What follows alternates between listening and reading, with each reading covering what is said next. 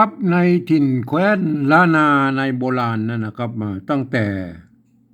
สุโขทัยเนี่ยนะครับไปจนถึงปูนนะครับ12 ปนาพวกนะครับกว้างใหญ่ไพศาลนะครับก็มีหลายเผ่าพันธุ์นะครับที่อยู่ในแห่งนี้นะครับล้านนาแห่งนี้นะครับก็ได้แก่ไตยวนนะครับไตลื้อไตเขินไตลั่วนะครับเจ้ายองนะครับเห็นไหมไตยอง ก็ใช้ภาษาเดียวกันนะครับแต่สำเนียงมันอาจจะแตกต่างกันไปนิดๆนะครับก็ฟังกันรู้เรื่องนะครับสำหรับอักษรนั้นก็ใช้อักษรเดียวกันนะครับอักขระเดียวกันนะครับการเขียนนั้นก็เหมือนกันนะครับยกเว้นนะครับเป็นบางกรรมนะครับ มันจะผิดเพี้ยนกันไปนิดๆนะครับก็บาเดียวนี่มาสืบถึงลูกถึงหลานแล้ว มันก็จะว่าอันนั้นผิดอันนี้ถูกมันก็ว่ากันมาได้นะครับเขาก็โยนกันไปนะครับเขาก็ว่าเขาก็นึกเสียว่าอ๋อเพิ่นเขียนได้หลายแบบก็อย่างอันอย่างอี้นะครับมันสมัยนี้มันมีไผกำหนดนะครับเรามาดูเลยนะครับ วันนี้นะครับคำว่าจากนะครับจากจากเสียงเอกนะครับเสียงเอกก็ใช้ตัวจะนะครับเสียงเอกนะครับตัวจะนะครับจากนะครับตัวจะนะครับจากก็ไม่กานะครับไม่กาสะกดด้วยตัวกะนะครับแม่กกนะครับแม่กกนะครับตัวกะนะครับเอาไว้ทางลุ่มไม้เนี่ยครับเห็นไหมเอาไว้ทางลุ่มไม้ได้แล้วเห็นไหมได้แล้วง่ายนะครับจากนะครับเห็นไหมแต่บางที่นะครับเฮาไปจะเฮาไปปะเฮาไปปะในเอกสารโบราณนะครับเฮาไปปะในเอกสารโบราณนะครับว่าเปื้อนเขียนกันอย่างนี้นะครับอย่างเงี้ยตัวจะนะครับไม่กานะครับไม่กานะครับเปิ้นจะตัดตัวกะนี่ออกเหียนะครับเปิ้นจะใส่ไม้ซัดทางบนนี่นะครับไม้ซัดนะครับเห็นไหมไม้ซัดก็คือไม้กักนะครับเห็นไหม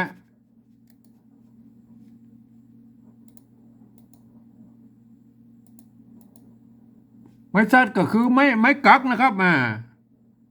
เนี่ยนะครับเปิ้นจะใส่อย่างนี้นะครับหรือบางหรือจะมาใส่ตรงนี้ก็ได้นะครับอย่างเงี้ยนะครับก็แล้วแต่จะใส่นะครับมันก็เหมือนกันนะครับใส่ทางบนนะก็คือมีความหมายว่านะครับเป็นไม้กักนะครับเนี่ยไม้กักนะครับใจแจนตัวกะนี่นะครับตัวนี้ก็อ่านว่าจากนะครับจากนะครับเห็นไหมเขียนได้2แบบนะครับ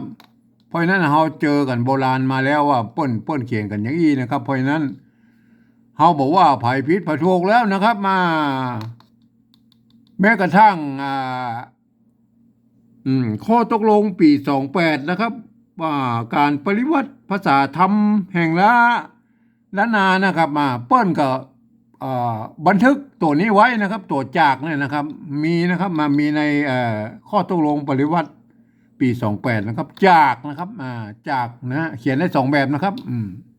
ก็ทีนี้เรามาโอ้ถึงปริวัติภาษาเลยนะครับปริวัติภาษาละนานั้นการที่เราจะเอาไปภาษาละนาเนี่ยไปเผยแพร่ให้คนอื่นได้รู้ได้ฟังเนี่ยเราจะเอาภาษาอันเนี้ยนะครับอันนี้เนี่ยภาษาละนาเนี่ยเอาไปให้เปิ้นพอเปิ้นหวานเปิ้นบ่เข้าใจแล้วครับมันจะต้องเอาภาษาไทยมาปริวัตินะครับ เขียนเป็นคำอู้นะครับ ภาษาไทยนะครับภาษาไทยที่จะเอามาปริวัตินั้นเราก็ยึดถือนะครับยึดถือหลักการของข้อตกลงปี28นะครับของสภาวัฒนธรรมมหาวิทยาลัยเชียงใหม่นะครับเปิ้นตกลงกันไว้ว่านะครับเปิ้นจะมีการปริวัติแบบ3แบบนะครับหรือ3ระดับนะครับก็ระดับที่1นะครับก็คือเอาอักษรไทยเนี่ยมาเทียบเมื่อเป็นอักษรละนาเนี่ยก็ประกอบคำขึ้นมาก็ผสมผสานกันไปก็แบบละนาแบบไทยก็เอามาทุก เครื่องหมายอ่าทุกตัวเลยนะครับ ที่มีในอักษรที่เปิ้นบันทึกไว้นั่นนะครับบอกยกเว้นไม้กงไม้กังไหลไม้เกาะกังไม้อย่างสักสปะสเปดไม้จัดไม้อย่างมั่วเอามาหมดนะครับมาหมดเอามาหมดนะครับอันนี้เพื่อจะเอาไว้บันทึกลักษิลาจารึกหรือเอกสารสำคัญในโบราณนะครับก็ก็ว่ากันไปนะฮะอันนี้เฮาบ่ถึงขั้นนั้นเฮาก็บ่เอาละเฮาเอาแค่ปริวัติแบบที่สองนะครับปริวัติแบบที่สองนั่นก็คือยืมเอาอักษรไทยมาปรับเทียบเพื่อเป็นอักษรล้านนาเนี่ยแล้วก็ประกอบคำขึ้นมากับแบบภาษาไทยนะครับผสมผสานกันไปนะครับก็บางคำนะครับบางคำที่บางสระหรือบางไม้เนี่ยที่มันมาเหมือนกันนะครับเปิ้นก็มีอนุญาตนะครับเมื่อมีการบูรณะคำศัพท์นะมันเขียนออกมาเป็นหน้าตาเป็นสระของไทยนะครับสระไทยๆนะครับแต่เวลาอ่านนั่นท่านจะต้องเรียนภาษาละนามาก่อนนะครับถึงจะอ่านได้นะครับคนทั่วไปบ่สามารถที่จะอ่านได้นะครับท่านต้องอ่านนึกเสียว่าอักษรเหล่านั้นเป็นอักษรละนานะครับก็ต้องอ่านแบบอักขระละนานะครับอันแบบที่สามนั้นนะครับแบบที่สามนั้นเปิ้นบอกว่านะครับเปิ้นบอกว่าฟังนะครับรับตาก็ยังได้นะครับฟังเอาภาษาละนาบนตำบลบนเปิ้นว่าอย่างไรนะครับเปิ้นว่าอย่างไรก็เอาภาษาไทยเขียนไปจากนั้นนะครับเขียนไปจากนั้นนะครับก็ยังว่านะครับภาษาไทยนั่นเป็นระบบ5เสียงนะครับภาษาละนาเป็นระบบ6เสียงนะครับภาษาไทยระบบ5เสียงอย่างไรนะครับกากากากานะครับมี5เสียงนะครับ ภาษาละนานั่นมี6เสียงนะครับกากากากากานะครับมันเพิ่มเสียงโทพิเศษหรือโทเมืองนี่มาแถมตัวเนี่ยนะครับเห็นไหมในภาษาไทยเพิ่นบ่มีวรรณยุกต์นะครับวรรณยุกต์โทพิเศษเนี่ยเพิ่นบ่มีวรรณยุกต์นะครับเพราะฉะนั้นก็บางคนนะครับหรือส่วนคนส่วนใหญ่เนี่ยเพิ่นก็ใจเอาเสียงโทปกติของภาษาไทยนั่นนะมาเป็นโทพิเศษเนี่ยมันก็เลยมั่วกันไปนะครับก็เขียนยุ่งหยาบนะครับในส่วนตัวของผมนั้นนะครับการปฏิวัติภาษาแบบที่3เนี่ยนะครับตามสำเนียงกำอู้เนี่ยผมจะใช้จุดประดับไว้นะครับในคำที่เป็นเสียงโทพิเศษหรือโทเมืองเนี่ยนะครับในที่วัดพระสิงห์เนี่ยเปิ้นฮ้องว่าตีเพี้ยนนะครับเปิ้นจะใช้ตัวเอียงนะครับผมใช้จุดนะครับผมโทเมืองใช้จุดในวัดพระสิงห์เปิ้นฮ้องว่าตีเพี้ยนนะครับแล้วเปิ้นใจตัวเอียงนะครับมันจะตัวตีเพี้ยนหรือโทพิเศษหรือโทเมืองอย่างกระจ้างแล้วมันก็เป็นเสียงที่อยู่ระหว่างเสียงโทปกติและเสียงถึงเสียงตรีนั่นนะครับอยู่ในระหว่างนั้นนะครับมันเสียงนี้มันบ่มีในภาษาไทยนะครับเพราะฉะนั้นก็ท่านก็ไปดัดแปลงเอาเองนะครับก็ใครจะเขียนได้ก็ตามใจนะครับผมก็บ่ว่านะครับแต่ในส่วนตัวของผมได้เอาจุดประดับไว้นะครับในกรรมเสียงโทพิเศษนะครับนอกจากนั้นนะครับกรรมอื่นๆภาษาไทยบนสะกดได้หมดนะครับกุกรรมนะครับได้กุกรรมนะครับยกเว้นตัวนี้ตัวเดียวนะครับยกเว้นตัวนี้ตัวเดียวนะครับใครจะเอาของผมไปใช้นะครับผมก็บอกสงวนลิขสิทธิ์นะครับก็แล้วแต่นะครับเอามาดูเลยนะวันนี้นะครับจากนะครับจากเสียงเอกนะครับเทียบเอาแบบที่2ก่อนเทียบมานะครับเสียงเอกนะครับตัวเนี้ยตัวจ้านะครับเขาก็เอาตัวจอจานมาเขียนนะครับเห็นไหมตัวจอจานเขียนนะครับไม่กานะครับเห็นไหมไม่กาสระอานะครับตัวสะกดตัวกะนะครับเห็นไหมตัวสะกดตัวกะเปิ้นอยู่ทั้งลุ่มนี่นะครับเห็นไหมตัวลุ่มสระนี่นะครับลุ่มไม้นะครับ เฮาก็เขียนแบบไทยๆนะครับมาเห็นไหม